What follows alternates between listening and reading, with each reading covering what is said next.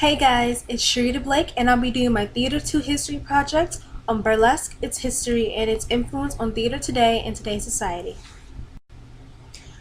According to Sherita Doherty, who wrote The History of Burlesque on the website www.burlesque.com, she says that burlesque has been a word used since the 17th century. It derives from the Italian word burlesco, and itself from burla, meaning a joke or mockery, which is described to use the type of theater used in the Victorian era. She also mentions that Victorian burlesque was popular in London theaters from 1830s to the 1890s. It took well-known culture like opera or Shakespeare and parodied it. They would often use the original music or popular music of the time and rewrite the lyrics for comic effect. Venues became known for showing burlesque during this era. According to our textbook Theater of History by Brockett, it says that burlesque began to change in 1866 when a troupe of ballet dancers stranded in New York were incorporated into the Black Crook. The resulting combination of spectacular scenery, lightly clad girls, music, dance, and song was so popular that it ran for 16 months and spawned many imitations. This vogue was given further impetus in 1869 by the appearance of Lydia Thompson and her British Blondes, and burlesque that emphasized feminine charms more than parody, the previous domain of burlesque. I believe this is important to note because burlesque, I feel, had a great impact on women starting to take control of their image instead of being run by society and its rules for them.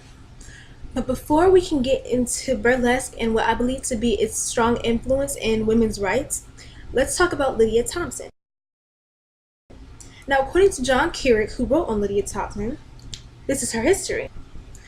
Beginning as a child in London pantomimes, Thompson toured Europe as a dancer before appearing in a series of British burlesque musical shows that poked fun at legends, hit plays, or social conventions, with women in revealing tights playing major roles and featuring rewrites of popular songs.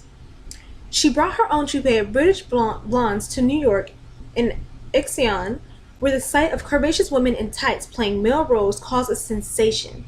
Planned to last 6 weeks, the visit took up to the better part of a year, breaking box office records. Thompson toured the USA and Britain several times over the next 2 decades, offering spoofs of Aladdin, Robinson Crusoe, Robin Hood, and other popular tales. Burlesque at the time was scandalous for numerous reasons.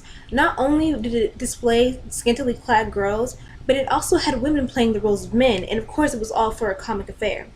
Now, throughout the history, many women became known for their burlesque style, and one of these women is someone who's alive today, Dita Von Teese. She wrote her own book called Burlesque and the Art of the Tease, and in it, there's an expert that tells of a time of national undress.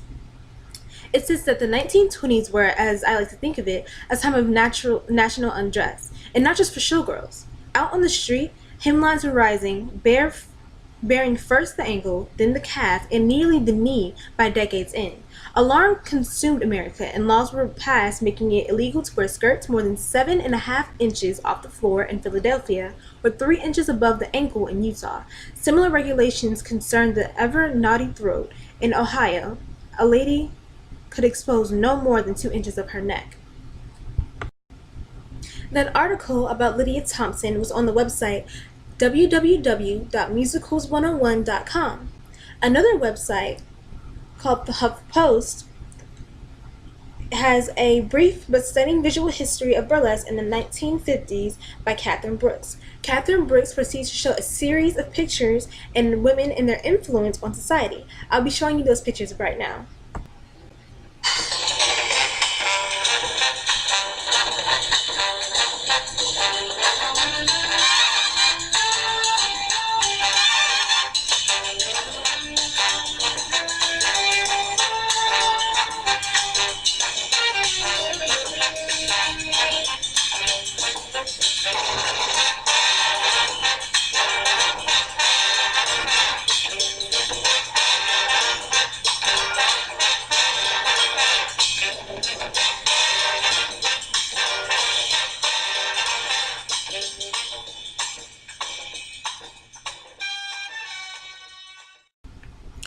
What all these women have in common is that not only did they help expand burlesque's popularity, but they also helped women begin to take a stance against how society viewed them versus their own belief on what they could and could not wear. Though many of the clientele were male and therefore there for more sexual purposes, the women themselves saw more than just their scandalous costumes and dance routines. They saw a source of freedom outside of society's norm. And once the ball got rolling on how women felt and they had the right to wear what they wanted, nothing could stop them. Women's rights in America depicted this very well, though it was focused more on society in terms of jobs and voting rights. Burlesque still have gave a strong stance that helped women's rights, I believe, further gain support from women all around. The role of burlesque plays nowadays isn't as strong of an influence as it used to be. Still considered empowering by many women inside and outside of burlesque, it's still around as a source of entertainment. I believe the strongest of its influence has passed, but it's necessary to remember for those in theater today. Burlesque started out as a source of comedy, but began to challenge society thanks to theater. This is important to keep in mind because that is something that will hardly ever change about theater. A chance to challenge today's society as well as conveying its norms to the masses. From Lydia Thompson and her British Blondes to Millie DeLeon, Josephine Baker, Gypsy Rose Lee, and Dita Von Teese, burlesque was repeatedly shown as more than entertainment to the people. Burlesque, I believe, has given way to vogue and well-known performances today known as drag shows that have many similarities in the making. Both are performances, both have caused controversy, and both make stances against society's norms. All in all, burlesque has made a significant mark in history and continues to empower many against conforming to society's biased norms. This was Sherita Blake on burlesque, its history, and its influence on today's society and today's theater. Thank you.